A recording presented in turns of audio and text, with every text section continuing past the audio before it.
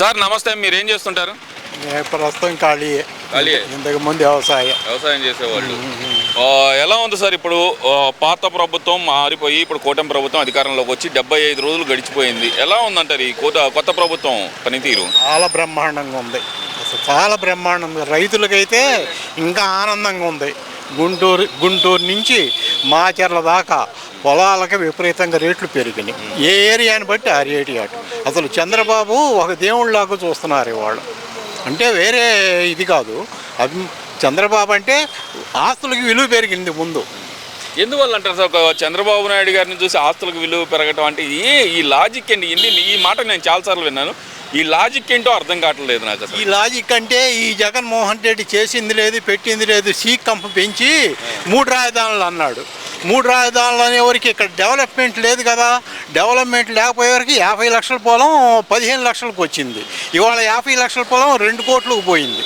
ఒక ఏరియాలో 20 లక్షలు ఉందనుకో 25 పోయింది. ఒక ఏరియాలో 1 కోటి రూపాయలు ఉందనుకో 2 కోట్లకు పోయింది. దేనికి పోయింది?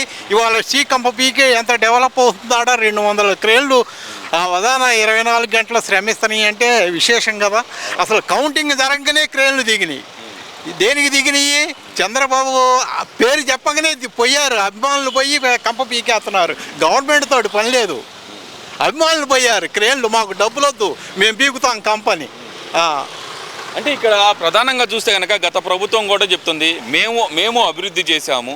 అభివృద్ధి అంటే కనుక 4 బిల్డింగులు కట్టడం కాదు, 4 రోడ్లు వేయటం కాదు, 4 డబ్బులు పంచడం కూడా ఆర్థిక అభివృద్ధే కదా అని చెప్పి జగన్మోహన్ రెడ్డి కొత్త అర్థం అయితే అభివృద్ధికి ఒక నిదర్శనం చెప్పి ఒక నిర్వచనం ఇచ్చారు. మరి దాన్ని ఎలా చూడొచ్చు అంటారు? అభివృద్ధి అంటే అది కాదు, సంపద సృష్టించాలి కదా. సంపద సృష్టించి ప్రజలకు పెట్టు. నువ్వు అభివృద్ధి 100 మందిలో 50 మందికి ఎత్తంటివి, 1 సంవత్సరం గడవగానే 40 మందికి ఎత్తంటివి, 2 సంవత్సరాలు గడవగానే 35 మందికే ఇస్తున్నాడు అభివృద్ధి డబ్బులు. ఎంతమందికి ఇచ్చాడు? ఇవ్వాల, చాలా తగ్గించాడు. కొత్త ఏమన్నా ఇచ్చాడా 2 సంవత్సరాల నుంచి? లేదు. పింఛన్లు అసలు ఎవరికి ఇవ్వాల. మరి ఆడవాళ్ళ డబ్బులు ఇచ్చాడా? పిల్లల డబ్బు 2 పిల్లలుంటే ఒక్కొక్కళ్ళకి వేసాడు. నిన్న కూడా ఒక ట్యూబ్లో వచ్చింది కదా, మా ఇంట్లో ఇవ్వలేదని వాళ్ళు డబ్బులు తీసుకున్న వాళ్ళు అబద్ధం ఆడరు కదా. మరి 5వ సంవత్సరం వచ్చేవరకు తగ్గించుకుంటూ వచ్చాడు. ప్రతిదీ తగ్గించుకుంటా వచ్చేసాడు. ఆ రేషియోలో ప్రతి సామాన్యుడికి అర్థమైంది, ఈయన ఇంతే కావాలా, ఇట్నే చేస్తున్నాడని. ఎవరికాళ్ళు బయటపడకుండా కనీసం ఏదన్నా మాట్లాడుకుందామంటే వెనకమాల ఎవడు ఉన్నాడు అని భయపడేవాళ్ళు ఇంతకుముందు. ఎందుకంటే సాయంత్రానికి పోలీసులు ఇంటికి వస్తారు. అర్థం కాలా? ఆ పరిస్థితిలో ఎవరికాళ్ళు లోపలికి పోయి ముద్ర వేసి పారేసేసారు. ముద్ర వేయలేదు, ఈవీఎంలే ముద్రించుకున్నాయి. ఈవీఎంల వల్లే ఈ ప్రభుత్వం గెలిచింది అనే మాట అయితే జగన్మోహన్ రెడ్డి అంటలేదు. కాకపోతే వాళ్ళ నాయకులు, ప్రతి ఒక్క నాయకుడు ఇదే మాట మాట్లాడుతున్నాడు. ఎందువల్ల అనుకోవచ్చు అంటారు? ఏమి చెప్పేది, ఏం తోసుబడి లేక ఏం మాట్లాడాలో అర్థం కాక వాళ్ళ ఎక్స్పెక్టేషన్ ఏంటంటే మాకు మళ్ళీ మేమే అధికారం వస్తామని ఊహించుకున్నారు. ఇప్పుడు ఏం చెబుతారు? మరి 11 కదా వచ్చింది. అందువల్ల ఏమి చెప్పలేక అది సమాధానం అంతే, ఏమి లేదు ఇక. అంటే ఇక్కడ ప్రధానంగా చూసుకుంటే కనుక ఈ కూటమి ప్రభుత్వం అధికారంలోకి వచ్చిన తర్వాత తీసుకున్న నిర్ణయాలు మీకు ఎలా అనిపించినాయి? అసలు ఇవేవి పేదలకు పనికొచ్చాయి కాదు అంటూ వైఎస్ఆర్సీపీ చెబుతుంది. వాళ్ళకి ఇవ్వాల్సిన సంక్షేమ పథకాలన్నీ చంద్రబాబు నాయుడు గారు ముసుగేసి ఆపేశారు వాటిని అనే మాట అయితే వినపడుతుంది. ఇందులో వాస్తవం ఉందనుకోవచ్చు అంటారా? ఎట్లా అనుకుందాం? 3,000 రూపాయలు 4,000 ఇచ్చాడు. వాగ్దానం చేసిన 3 నెలలకు కూడా కలిపి 7,000 ఇచ్చాడు. ఇంకా పేదవాళ్ళని ఏం అన్యాయం చేశాడు ఆయన? అంతా 90 రోజులు అయింది కదా, 80 రోజులు చిల్లర అయింది. ఇప్పుడే తొందరపడితే ఎట్లా? అభివృద్ధికి ఇంకా టైం ఉంది, ఇంకా సంవత్సరం ఉంటే కానీ పూర్తి అభివృద్ధి రాదు. పూర్తి అభివృద్ధి కూడా రాదు, సగం వస్తుంది. అంత మనం తొందరపడకూడదు. ఆయన అన్ని చూసుకోవాలి. ఇంతకు ముందు జరిగిన అవినీతిని చూడాలా, ఇక్కడ డెవలప్మెంట్ని చూడాలి. డెవలప్మెంట్ అంటే ఊరికి డెవలప్మెంట్ కంప బిగితే డెవలప్మెంట్ కాదు. విదేశాల నుంచి అందరిని తీసుకురావాలా, పెట్టుబడులు తేవాలా.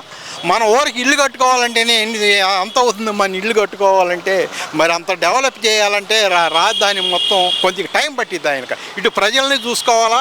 ఇంతకుముందు ప్రతి శాఖలో అవినీతి జరిగింది. ఇవన్నీ చూసుకోవాలి కదా, ఎక్కడ ఆయనకు టైం కావాలి కదా.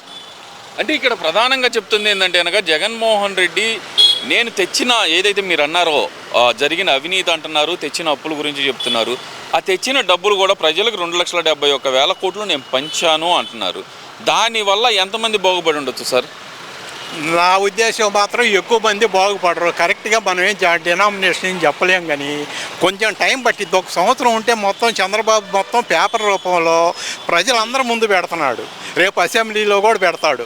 ప్రజలు తెలుసుకోవచ్చు. అందరికి ఇళ్లలో టీవీ చూస్తున్నారు కదా, అందరికీ తెలిసిద్ది. ఇవాళ మనం కరెక్ట్గా ఏం చెప్పలేము. తెలియంది ఎందుకు? సరే, ఇక్కడ ఇంకో విషయం కనుక తీసుకుంటే కనుక ప్రభుత్వం వచ్చి 80 రోజులు కూడా కాలేదని మీరే చెప్తున్నారు. మరి నెల రోజుల లోపే జగన్మోహన్ రెడ్డి ఢిల్లీ దాకా వెళ్ళి రాష్ట్రంలో రాష్ట్రపతి పాలన పెట్టాలి, రాష్ట్రంలో అరాచకం పెరిగిపోయింది, అన్యాయాలు పెరిగిపోయినాయి, రాష్ట్రం తగలబడిపోతుంది, మాకు రాష్ట్రపతి పాలన పెట్టాలి అని చెప్పి ఆయన డిమాండ్ చేశాడు కదా సార్. మరి ఎక్కడ డిమాండ్ చేశాడు? ఢిల్లీకి పోయాడు. ఇక్కడ చేయాలి కదా, ఇక్కడ చేయలేదు కదా, ఢిల్లీ పోయి చేశాడు. ఢిల్లీలో ఎవరు చూడరుగా, మీడియాలో చూడటమే, కానీ అది కరెక్ట్ కాదు కదా. ఢిల్లీ పోయి ఆయన చేయాల్సిన పనిలే. ఇక్కడ గవర్నర్ గారు ఉన్నాడు కదా, గవర్నర్ గారిని కలిసి మాకు రాష్ట్రపతి పాలన అంటే ఆయన రాష్ట్రపతికి పంపిస్తాడు గవర్నర్ గారు. అసలు ఏం జరిగిందని రాష్ట్రపతి పాలన అంటే హత్యలు 36 మందిని చంపేశారు అంటున్నారు కదా సార్. ఎక్కడే 36 మంది ఆయన పేర్లు అడిగారు. అప్పుడే పేర్లు ఇవ్వచ్చు కదా. అసలు ఇంతకు ముందు కరోనా టైంలో ఎన్ని దారుణాలు జరిగినాయి? ఎవరినన్నా మాట్లాడినిచ్చాడా ఎవరినన్నా? అది కరెక్ట్ కాదు. ఏదో కాలక్షేపానికి అట్లా చెబుతున్నాడు. ఎందుకు బెంగళూరు పోతున్నాడు ఇవాళ? దేనికి పోతున్నాడు ప్రజలందరికీ అర్థమవుతుంది. అంతకుముందు పట్ల కట్టుకున్నాడు, చెట్లు నరికిచ్చాడు. సమంజసమేనా ఇది? అసలు చెట్టు పెంచాలంటే ఎంత అవుతుంది ఇవాళ? ఒక్కొక్క చెట్టు పెంచమంటే ఎంత ఖరీదు అవుతుంది ఆ చెట్టు పెంచి పోషించే వరకు? అలాంటి చెట్లు నరికిచ్చాడు. అందరికీ తెలిసిన విషయమే కదా. ఏముందండి, రాజధాని ఏరియా పోతే అంతా బంగారం కనపడుతుందండి. బంగారం కనపడుతుంది రాజధాని ఏరియాలో ఇవాళ. నాకు ఒక్కడికి కాదు, నేను చెబుతున్నా ఇందాక, మాచర్ల దాకా ప్రతి రైతు సంతోషంగా ఉండారు. వైసీపీ వాళ్ళు కూడా సంతోషంగానే ఉండారు. 20 ఎకరాలు ఉండారు రైతుకి 10 లక్షలు 15 లక్షలు ఇందుగా మాచర్లలో. ఆయన సంతోషం ఉండదా? పెరిగినట్టే కదా, ఆయనకు సంతోషం ఉండదా? అది ఆ రైతులది అదేనండి. వేరే ఇక్కడ మరి వైసీపీ నాయకులు అన్నట్టు అమరావతి అనేది ఒక రియల్ ఎస్టేట్ వెంచర్ చేసి దాన్ని ఒక వర్గానికే పరిమితం చేస్తున్నారు, ఒక గేటెడ్ కమ్యూనిటీ చేస్తున్నారు, దాంట్లో పేదలు బతకడానికి వీలు లేకుండా చేస్తున్నారు అనే మాట మరి మీరు చెబుతున్న మాటల ప్రకారం చూస్తే అలాగే అనిపిస్తుంది. మరి అసలు పేదలు ఏందండి? అసలు అమరావతి ఎక్కడుంది? ఇది ఎస్సీ నియోజకవర్గం. ఎస్సీ నియోజకవర్గంలో ఎస్సీలు ఎక్కువ ఉండారు. గవర్నమెంటే డిక్లేర్ చేసింది కదా ఇది ఎస్సీ నియోజకవర్గం అని. ఇక్కడ ఎస్సీలు పెంచి ఉండారు. ఒక కులం ఏముంది అందులో, అందరం ఉండారు. ఇప్పుడు రాజధాని ఏరియాలో ఎస్సీలు చెబుతున్నారు కదా మేము ఎంతమంది ఉన్నామని. ఎకరం 6 ఎకరం ఇచ్చిన వాళ్ళు కూడా ఉండారు. వాళ్ళు దేనికి ఇచ్చారు? అది అన్నీ ఒట్టి మాటలండి. ఎవరు చూడటానికి చెప్పుకుంటారు అంతవరకే. అంటే ఇక్కడ ప్రధానంగా చూస్తే కనుక చంద్రబాబు నాయుడు గారు ఇచ్చిన హామీలన్నీ నెరవేర్చలేక మా మీద దాడులు చేస్తున్నారు, ఇవన్నీ కప్పిపుచ్చడానికి ఈ ప్రతి దాడులు జరుగుతున్నాయి అనే మాట వాస్తవం అంటారా? సూపర్ 6 అమలు చేయలేకపోతున్నారు ఆయన అంటున్నారు. మరి చేస్తారంటారా ఆయన? చంద్రబాబు నాయుడు గారు సూపర్ 6 అమలు చేయగలరా? చంద్రబాబు నాయుడు గారు తప్పనిసరిగా సూపర్ 6 అమలు చేస్తాడండి.